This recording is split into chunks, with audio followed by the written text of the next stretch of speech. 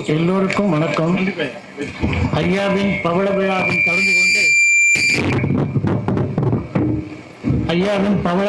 கலந்து கொண்டு அவர்களுக்கு வாழ்த்துறை வழங்கிய சுவாமி ஈஸ்வரானந்த, சாது சிவசுப்பிரமணியம், கோ திருமுருகன், கலைச்செல்வன், புகானந்தன், திருமதி ரம்யா வாசுதேவன் அவர்கள் எல்லோருக்கும் சதானந்த மடத்தின் சார்பாகவும் எங்கள் குடும்பத்தின் சார்பாகவும் நன்றி தெரிவித்துக் கொள்கிறோம்.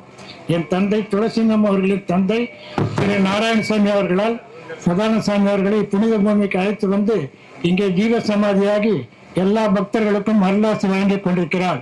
மேலும் சதானந்தசாமியால் கண்டெடுத்த நல்முத்துக்களான நாராயணசாமி, கோபால்சாமி, சுவாமி சின்மயானந்தா, ஐயா ஜோதிமணி, மடத்தின் நிர்வாகி ஆனந்தன், படப்பை மனோகரன், சித்தாந்த செம்மல் ஏழுமலை, மறைந்த ஆறாமுதன், ஐயா ஜோதிமணி அவர்களால் கண்டெடுத்த நல்முத்துக்களான உதயம்பரப்பு நிர்வாகிகள் அவர்களுக்கும், சதானந்த மடத்தின் வளர்ச்சிக்கு மிகவும் உறுதுணையாக விளங்கும் மாரியப்பன், அவினாஷ், இன்ஸ்பெக்டர் பாலாஜி, லட்சுமிபதி, ரவி, ஜெயபிரகாஷ், சங்கர், சந்திரகுமார், புருஷோத்தமன், ராமகோபாலன், ரவி மற்றும் பாக்கியலட்சுமி, சீதாலட்சுமி அவர்களுடன் உள்ள அனைத்து மகளிருக்கும் சதானந்த சாமியின் அருளால் எல்லோரும் நலமும் பலமுடன் வாழ அருள் புரிய வேண்டும் என்று கேட்டுக்கொண்டு, ஜோதிமணி ஐயாவின் முத்து விழாவும் சதாபிஷேகமும் சதானந்த மடத்திலேயே சிறப்புற நடைபெற சதானந்த சாமி அருள் புரிய வேண்டும் என்று எங்கள் குடும்பத்து சார்பாக வேண்டிக் கொண்டு, மற்றும் இங்கு சாமியின் அருள் பெற வந்துள்ள அனைத்து பக்தர்களும் நலமும் வளமும் பெற்று சிறப்புடன் வாழ வேண்டும் என்று கேட்டு